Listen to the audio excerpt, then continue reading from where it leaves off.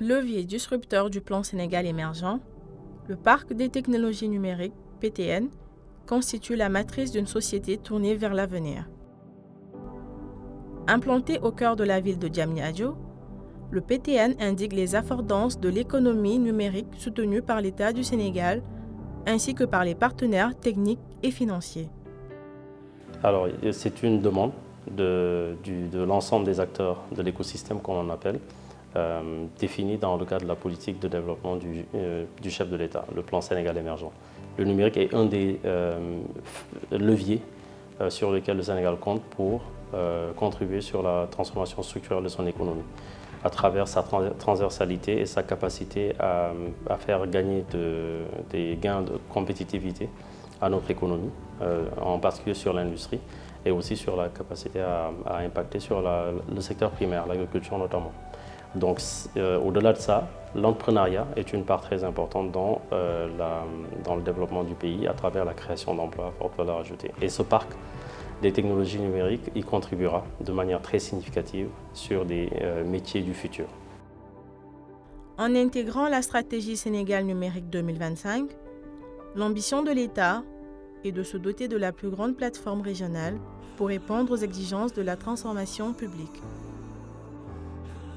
À cette date, il y a eu plusieurs actions fortes qui ont été menées dans le cadre du PSE, donc plusieurs aspects. On peut parler de la dématérialisation d'un certain nombre de services qui sont dédiés aux usagers, donc à nos concitoyens.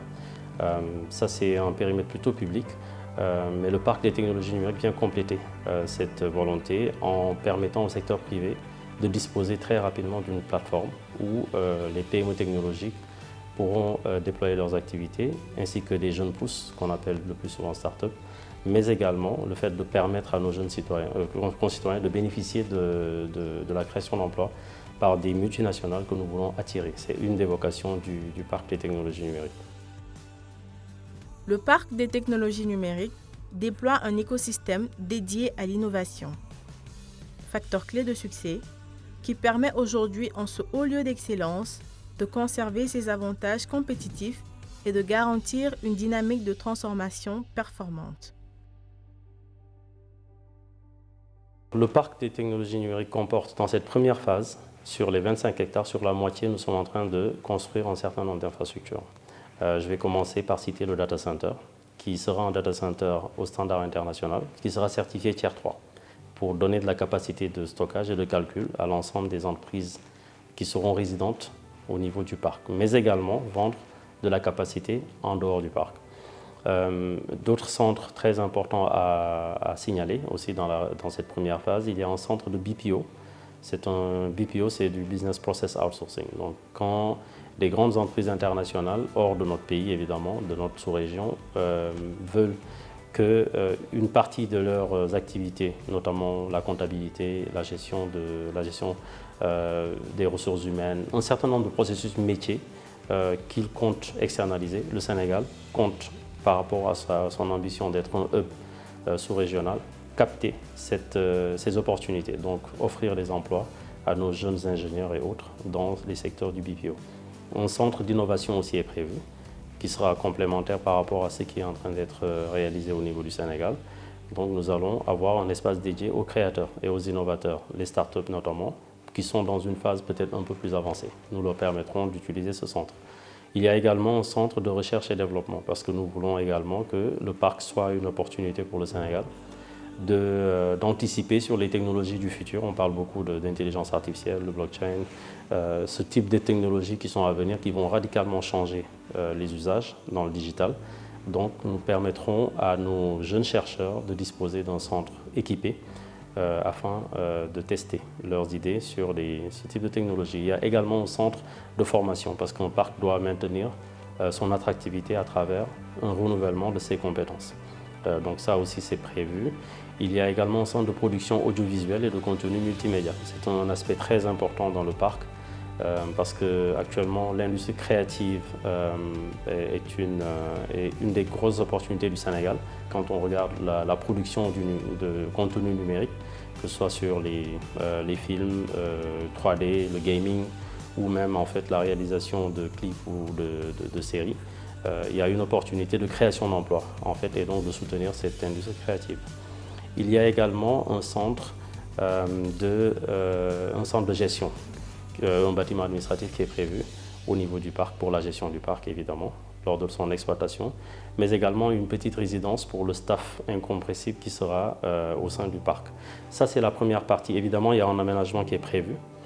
Il y a un aménagement, ce sera un parc très boisé, étant donné le contexte de Diamniadio qui est un endroit où il fait assez chaud.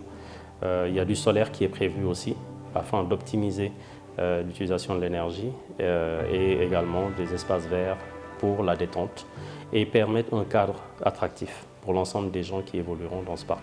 Au fil de son développement, le parc des technologies numériques a su s'adapter pour s'ouvrir vers les réseaux internationaux et au développement d'une expertise. Ceci afin de préserver un environnement propice à la fertilisation croisée qui forge son identité par ses spécificités structurelles, sectorielles et internationales. C'est que pour développer des activités de ce type, il y a besoin d'un certain nombre d'atouts et d'incitatifs. Donc le parc des technologies numériques bénéficiera d'un régime incitatif favorable et attractif pour ce genre de structures qui veulent s'implanter au Sénégal. Donc on peut parler par rapport à cela, il y a des procédures administratives simplifiées à travers par exemple un guichet unique, comme ce que fait l'APIX au niveau du parc industriel intégré par exemple. Ce genre de dispositif existera, mais il existera également un régime incitatif au niveau fiscal. Les principes d'aménagement du parc des technologies numériques contribuent largement à sa réussite.